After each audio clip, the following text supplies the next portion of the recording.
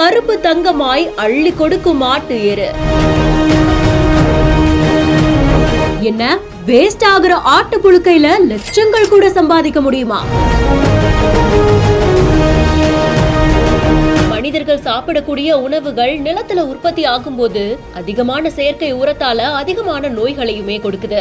அதனால நிறைய விவசாயிகள் இயற்கை விவசாயத்துக்கு மாறுறாங்க. அதிகமான கெமிக்கல்ஸ் இருக்கக்கூடிய பூச்சிக்கொல்லிகள், உரம் இதெல்லாம் தவிர்த்து இயற்கையா கிடைக்கக்கூடிய உரத்தையே பயன்படுத்துறாங்க. இயற்கை உரம் அப்படின்னு உடனே நம்ம எல்லாருக்குமே மாட்டு சாணம் ஞாபகத்துக்கு வரும். ஆனா மாட்டு சாணத்துல இருக்கக்கூடிய சத்து மாதிரியே ஆட்டு எருவுலையும் ஏராளமான சத்துக்கள் இருக்கிறதா சொல்றாங்க. நல்லா புரதச்சத்தோட நல்லா சாப்பிட்டு வளரக்கூடிய ஆட்டுடைய எருவுல மாட்டு சாணத்தை விட 2 மடங்கு அதிகமா தலைச்சத்தும் சாம்பல் சத்தும் இருக்கிறதா சொல்றாங்க. அப்படிப்பட்ட நல்ல ஆட்டு எரு ஆன்லைன்ல 1 கிலோ 300 ரூபாய் வரைக்கும் கூட விற்பனை செய்யப்படுது.